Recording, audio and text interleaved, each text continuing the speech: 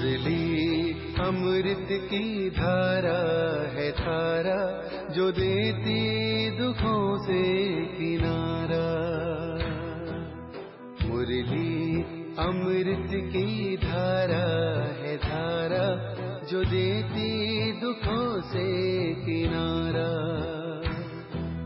भूले जीवन में हो जाए शिव बाबा मुरली में समझाए। भूले जीवन में हो जाए शिव बाबा। ओम शांति। आज की तारीख है 29/6/2024 के बाबा के साकार महावाक्य। मीठे बच्चे, शरीर सहित जो कुछ भी देखने में आता है यह सब विनाश होना है। तुम आत्माओं को अब घर लौटना है, इसलिए पुरानी दुनिया को भूल जाओ। बाबा ने प्रश्न पूछा, तुम बच्चे किन शब्दों में सभी को बाप का मैसेज सुना सकते हो? बाबा ने उत्तर दिया, सभी को सुनाओ कि बेहद का बाप बेहद का बरसा देने आया है। अब हद के बरसे का समय पूरा हुआ, अर्थात भक्ति पूरी हुई। अब रावण राज्य समाप्त होता है। बाप आया है तुम्हें रावण 5 विकारों की जेल से छुड़ाने।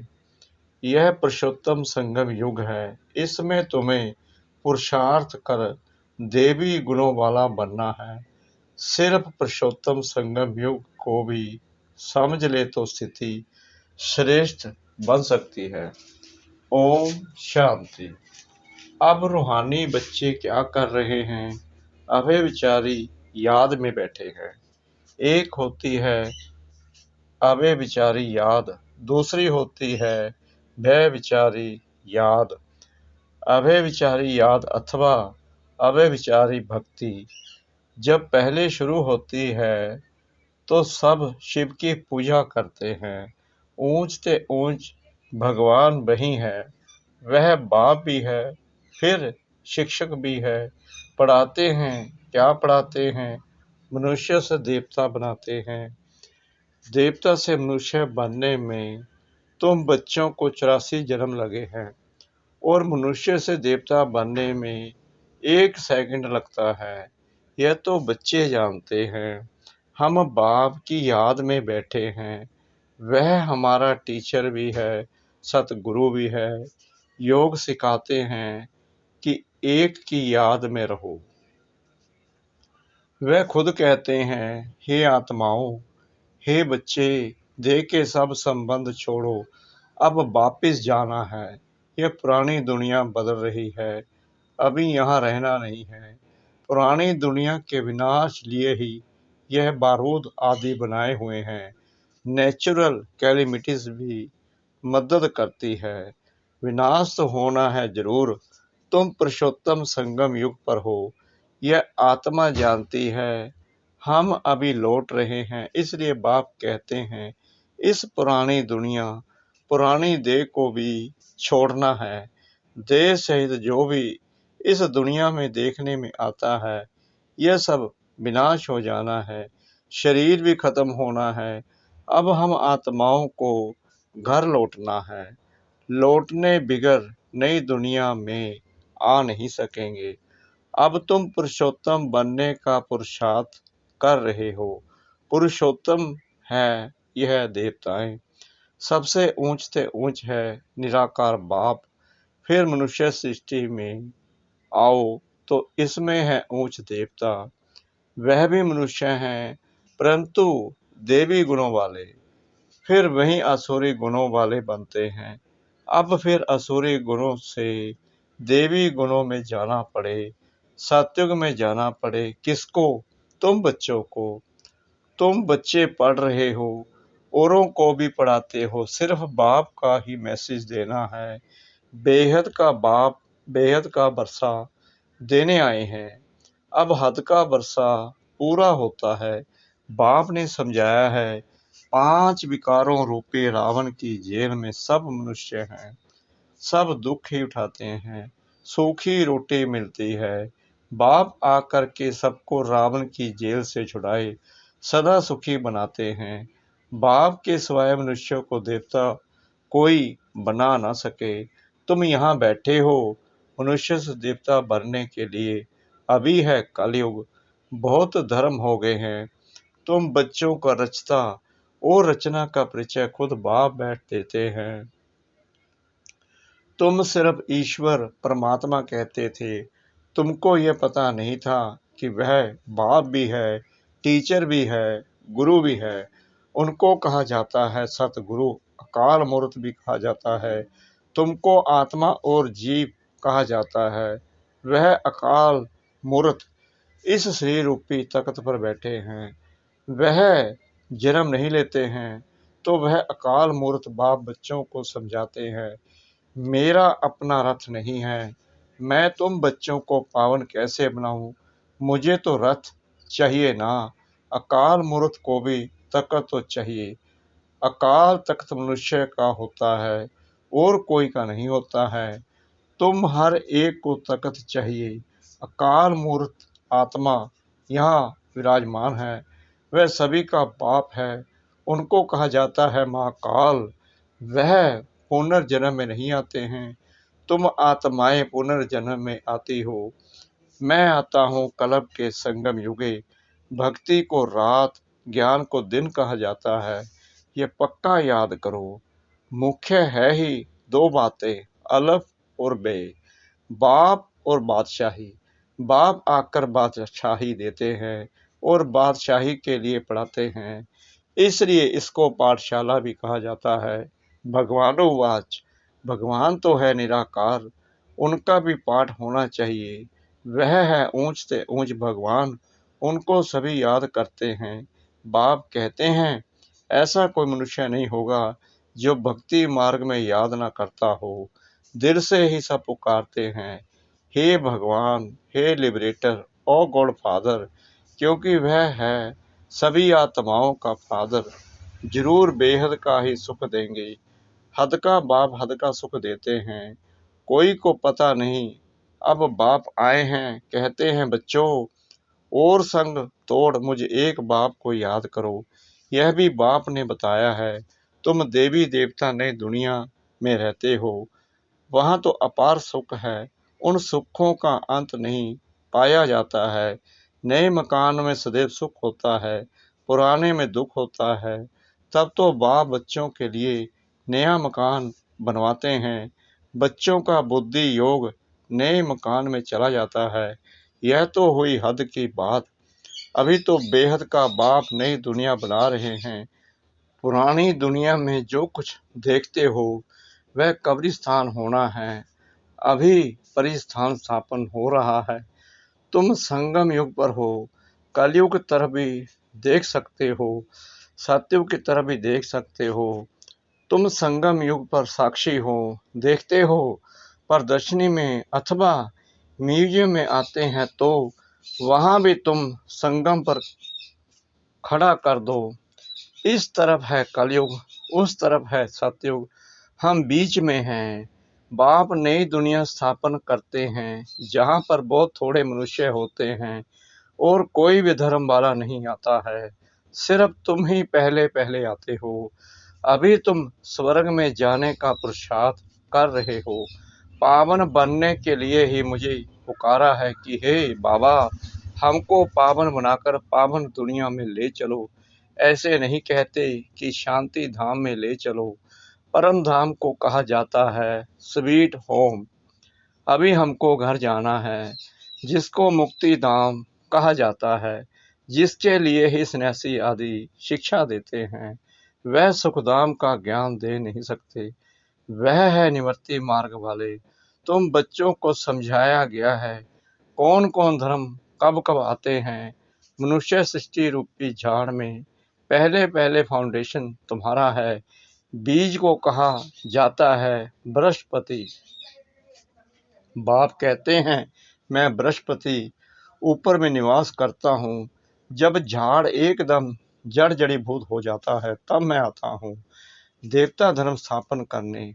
बनैन ट्री का बड़ा वंडरफुल झाड़ है, बिगर फाउंडेशन बाकी सारा झाड़ खड़ा है। इस बेहद के झाड़ में भी आदि सनातन देवी देवता धर्म है नहीं, बाकी सब धर्म खड़े हैं। तुम मूल वतन निवासी थे, यहाँ पाठ बजाने आए हो। तुम बच्चे ऑलराउंड पाठ बजाने वाले हो, इसलिए 84 जन्म है मैक्सिमम, फिर मिनिमम एक जन्म। मनुष्य फिर कह देते 84 लाख जन्म, वह भी किसके होंगे यह भी समझ नहीं सकते। बाप आकर तुम बच्चों को समझाते हैं, 84 जन्म तुम लेते हो, पहले पहले मेरे से तुम बिछुड़ते हो। सतयुगी देवता ही पहले होते हैं, जब वह आत्माएं यहाँ पाठ बजाती हैं तो बाकी सब आत्माएं कहाँ चली जाती हैं यह भी तुम जानते हो। बाकी सब आत्माएं शांति धाम में होती हैं, तो शांति धाम अलग हुआ ना। बाकी दुनिया तो यही है, पाठ यहाँ बजाते हैं। नई दुनिया में सुख का पाठ, पुरानी दुनिया में दुख का पाठ बजाना पड़ता है। सुख और दुख का ये खेल है, वह है राम राज्य। दुनिया में कोई भी मनुष्य यह नहीं जानते कि सृष्टि का चक्कर कैसे फिरता है। न रचयिता को न रचना के आदि मध्य अंत को जानते हैं। ज्ञान का सागर एक बाप को ही कहा जाता है। रचयिता और रचना के आदि मध्य अंत का ज्ञान कोई शास्त्र में है नहीं। मैं तुमको सुनाता हूँ, फिर यह प्रायलोप हो जाता है। सतयुग में यह रहता नहीं। भारत का ही प्राचीन सहज राजयोग गाया हुआ है। गीता में भी राजयोग नाम आता है। बाप तुम्हें राजयोग सिखलाकर राजाई का बरसा देते हैं। बाकी रचना से बरसा मिल ना सके, बरसा मिलता ही है रचता बाप से। हर एक मनुष्य क्रिएटर है, बच्चों को रचते हैं। वह है हद के ब्रह्मा, यह है बेहद के ब्रह्मा। वह है निराकार आत्माओं के पिता, वह लौकिक पिता, यह फिर है प्रजापिता। प्रजापिता कब होना चाहिए? क्या सतयुग में? नहीं, पुरुषोत्तम संगम युग पर होना चाहिए। मनुष्यों को यह भी पता नहीं है कि सतयुग कब होता है। उन्होंने तो सतयुग कलयुग आदि को लाखों वर्ष दे दिए हैं। बाप समझाते हैं 1250 वर्ष का एक युग होता है। 84 जन्मों का भी हिसाब चाहिए ना, सीढ़ी का भी हिसाब चाहिए ना। हम कैसे उतरते हैं? पहले पहले फाउंडेशन में है देवी देवता, उनके बाद फिर आते हैं इस्लामी बोधी। बाप ने झाड़ का राज भी बताया है। बाप के सिवाय तो कोई सिखला ना सके। तुमको कहेंगे ये चित्र आदि कैसे बनाए, किसने सिखाया? बोलो। बाबा ने हमें ध्यान में दिखाया, फिर हम यहाँ बनाते हैं। फिर उनको बाप ही इस रथ में आकर करेक्ट करते हैं कि ऐसे ऐसे बनाओ, खुद ही करेक्ट करते हैं। श्री कृष्ण को श्याम सुंदर कहते हैं, परंतु मनुष्य तो समझ नहीं सकते कि क्यों कहा जाता है। यह बैकुंठ का मालिक था तो गोरा था, फिर गावड़े का छोरा सावरा बना, इसलिए उनको ही श्याम सुंदर कहते हैं। यहीं पहले आते हैं तत् तवम। इन लक्ष्मी नारायण की रजाई चलती है।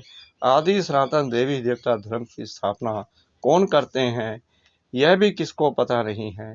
भारत को भी भुलाए हिंदुस्तान के रहवासी हिंदू कह देते हैं। मैं भारत में ही आता हूँ। भारत में देवताओं का राज्य था, जो अब प्रायलोप हो गया है। मैं आता हूँ फिर से स्थापना करने। पहले पहले है ही आदि सनातन देवी देवता धर्म। ये झाड़ वृद्धि को पाता रहता है।